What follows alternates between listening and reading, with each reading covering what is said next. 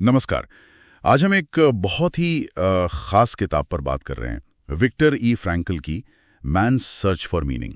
ये सिर्फ एक आंखों देखा हाल नहीं है यातना शिविर का। ये उससे कहीं ज्यादा है।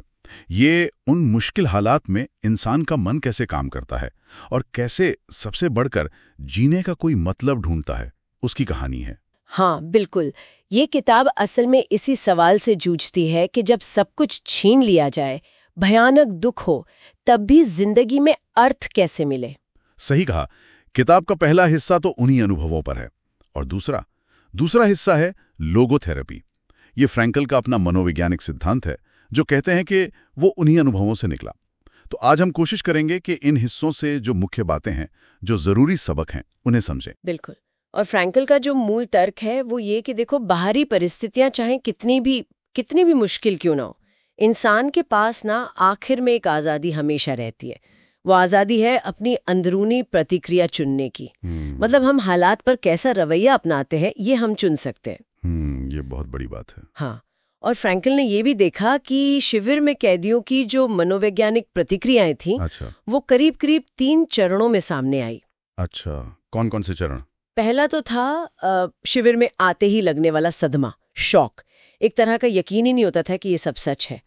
फ्रैंकल इसे डिल्यूजन ऑफ रिप्रीव भी कहते हैं। मतलब एक झूठी उम्मीद कि शायद आखिरी पल में कुछ चमत्कार हो जाएगा, सब ठीक हो जाएगा। हाँ, वो शुरुआती दौर तो उसकी कल्पना करना भी मुश्किल है। और फिर सदमे के बाद? उसके बाद आता था दूसरा चरण, गहरी उदासीनता, एपैथी। मतलब किसी चीज से कोई फर्क ना पड़ना। दाकराई। हाँ, इसके बारे में पढ़ना भी बहुत भारी लगता है। ऐसा क्यों होता था? देखो, ये असल में एक तरह का डिफेंस मैकेनिज्म था, एक कवच जैसा। रोज इतनी मौतें, इतनी क्रूरता देखते देखते भावनाएं जैसे सुन्न पड़ जाती थीं। आसपास की तकलीफों से खुद को बचाने का एक तरीका था ये। समझ आता है। मतलब भावनात्मक रूप से दूरी बना लेना। हाँ बिल्कुल। लेकिन ये बहुत खतरनाक भी था, क्योंकि इसमें इंसान अपनी इंसानियत ही खो सकता था। वो संवेदनशीलता खत्म हो सकती थी। सही कहा। और तीसरा चरण, वो मुक्ति के बाद का, वो तो खुशी का समय होना चाहिए था। हाँ, सोचा तो यही जाएगा। लेकिन फ्रैंकल बताते हैं कि वो भी अपने आप में एक चुनौती थी। आसान नहीं था वो भी। कई कैदियों के लिए आज़ादी का एहसास फौरन नहीं आया। सालों की वो जो भयानक कैद थी, उसके बाद एकदम से सामान्य जीवन में लौटना मुश्किल रहा होगा। बहुत। कड़वाहट थी, गुस्सा था, कुछ को ये डर था कि अब बाहर की दुनिया उन्हें समझेगी कि नहीं। कई लोगों को तो ये सच ही नहीं लग रहा था कि वो आज़ाद हैं, एक सपने जैसा। ये सब समझना बहुत जरूरी है कि ये असामान्य हालात में सामान्य इंसानी प्रतिक्रियाएं थीं। बिल्कुल।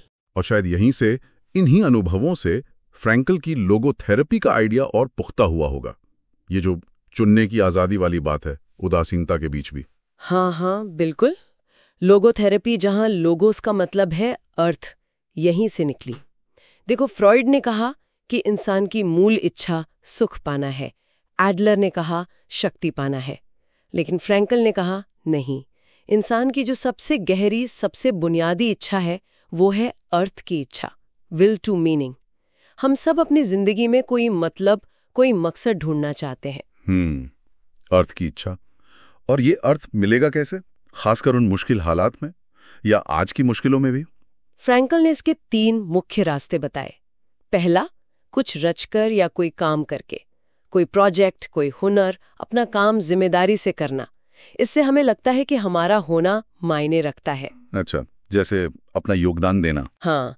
दूसरा रास्ता, किसी चीज का अनुभव करके या किसी से प्रेम करके, जैसे प्रकृति की सुंदरता को देखना, किसी कला को सराहना, या किसी इंसान से गहरा जुड़ाव महसूस करना, उससे प्रेम करना। शिविर में भी कैदी अक्सर अपने प्रियजनों की यादों से, उनके प्यार से हिम्मत पाते थे। ये भी बहुत जरूरी है। और तीसरा? वो शायद सबसे अलग है। हाँ, तीसरा है दुख के प्रति अपना नजरिया चुनकर। देखो, कुछ दुख ऐसे होते हैं जिन्हें टाला नहीं जा सकता, वो जीवन का हिस्सा है। तो सवाल ये है कि हम उसका सामना कैसे करते हैं। क्या हम उसे हिम्मत से, गरिमा से सहते हैं? क्या हम उसमें भी कोई मतलब, कोई सीखने का मौका ढूंढ सकते हैं? जैसे फ्रैंकल ने खुद किया, अपनी पत्नी की याद और भविष्य के लेक्चर के सपने से। बिल्कुल। यही चुनाव हमें हालात का शिकार बनने से रोकता है। ये हमें अपनी जिंदगी का मालिक बनाता है, जिम्मेदार बनाता है। ये वाकई बहुत गहरा विचार है। फ्रैंकल ने नीचे को कोट किया था ना, है ना, जिसके पास जीने के लिए क्यों होता है वो लगभग हर कैसे को सह सकता है। हाँ बिल्कुल। और यातना शिविर के उस माहौल में सोचो, ये बात कितनी ज्यादा सच लगती है। एक उद्देश्य का होना, जीने की एक वजह का होना ही शायद सबसे बड़ी ताकत थी। सही। तो संक्षेप में लोगोथेरेपी हमें सिखाती है कि अर्थ खोजना हमारी सबसे बुनियादी जरूरत है। हाँ, और इसे हम काम से, प्यार से या दुख को अपनाने के अपने तरीके से पा सकते हैं। और सबसे अहम बात, ये अर्थ ढूंढने की जिम्मेदारी हमारी अपनी है, कोई बाहर से थाली में परोस कर नहीं देगा। बिल्कुल। तो श्रोताओं के लिए एक आखिरी बात सोचने के लिए छोड़ते हैं।